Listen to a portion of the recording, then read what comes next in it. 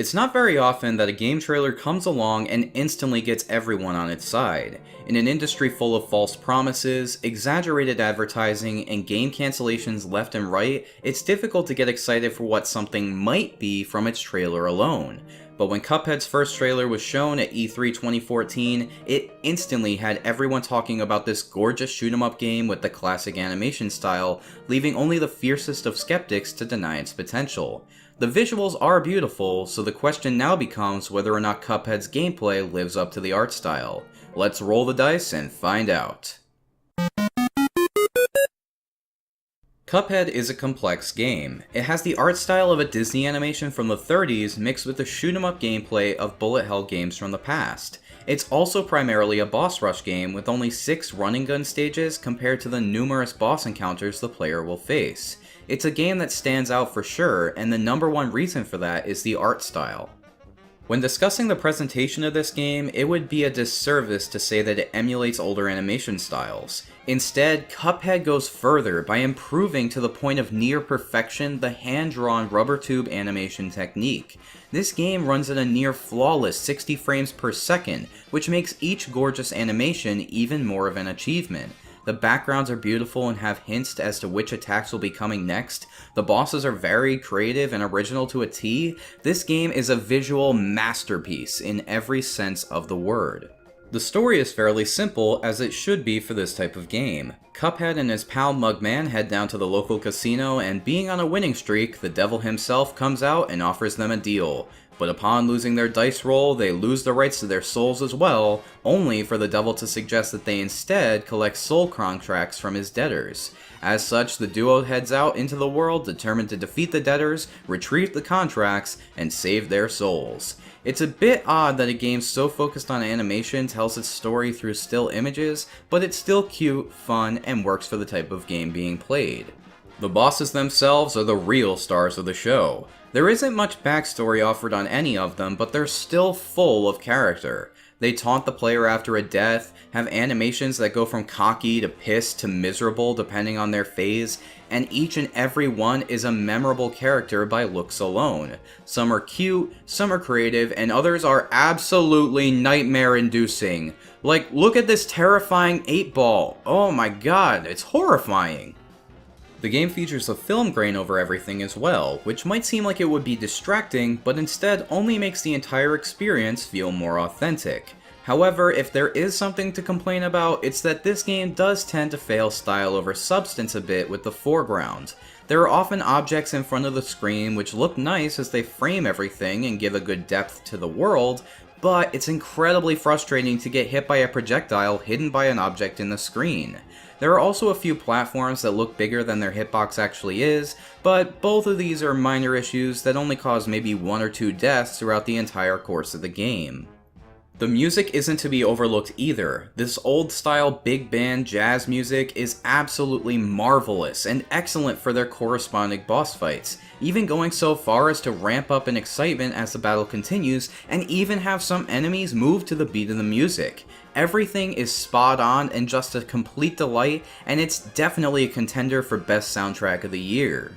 The gameplay is no slouch either. As previously mentioned, Cuphead is a shoot-'em-up game with an emphasis on bosses. The liquid-carrying hero can run, jump, shoot in 8 directions, dash forward, fire a super, and parry pink projectiles. All of these moves will need to be mastered in order to beat the game. Starting with the run and gun sections, these have Cuphead traveling across the screen Contra style as he avoids obstacles and defeats enemies. These stages are the weakest in the game, but they're still a fun little romp. They're also useful for getting coins. Coins found in these levels or in the overworld can be used to purchase new upgrades to aid in future fights. At any one time, Cuphead can have 2 different kinds of bullets to fire, 1 ultimate attack, and 1 special ability. In fact, if a certain stage is causing too much trouble, it can typically be remedied by mixing up the weapon loadout being used. Up next are the Mausoleum stages. These are honestly my favorite stages in the whole game. Using the parry ability, Cuphead must jump on all the ghosts' heads to protect a vase until they're all defeated.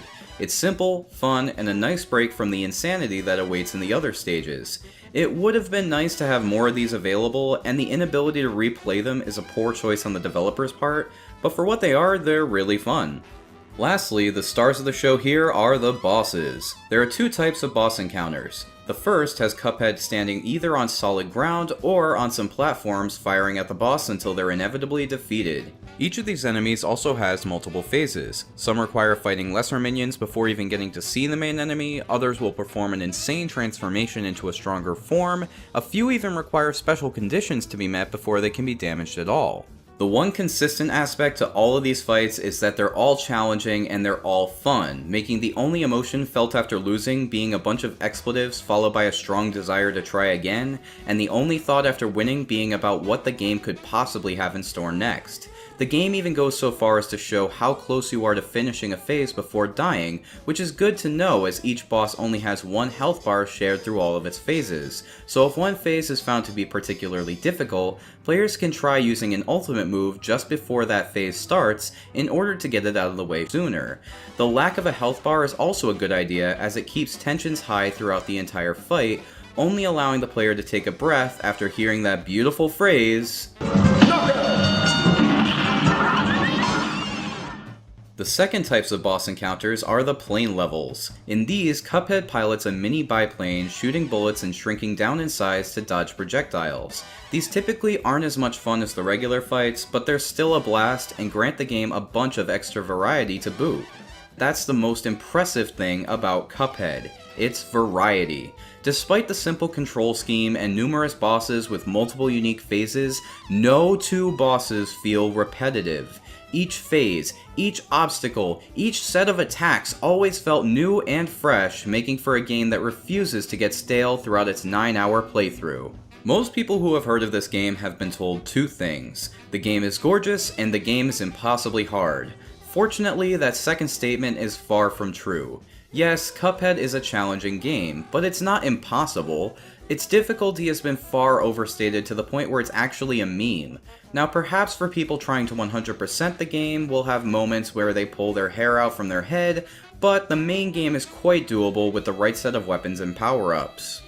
As if all that wasn't enough, Cuphead also features co-op gameplay with the second player taking the role of Mugman.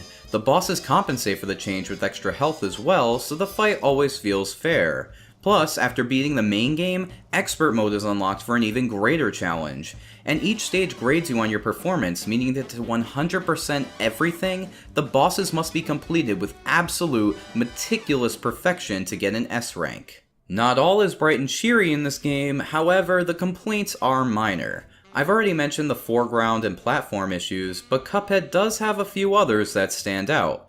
First, the parry ability seems to be really unforgiving with its timing. It doesn't allow players to jump and parry immediately and is really finicky with its hitbox. It's not broken, just a bit too precise for my liking.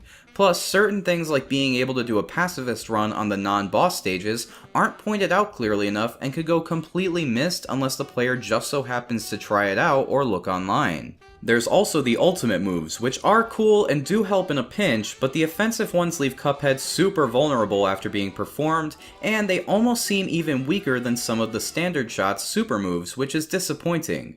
Cuphead is an absolute achievement in gaming. It's going to go down as a classic for sure. With beautiful presentation skills, simple yet challenging gameplay, and a creativity and originality that never gets stale, Cuphead for the PC gets a 9.5 out of 10, and an undoubted spot on the MightyNifty must-play games list.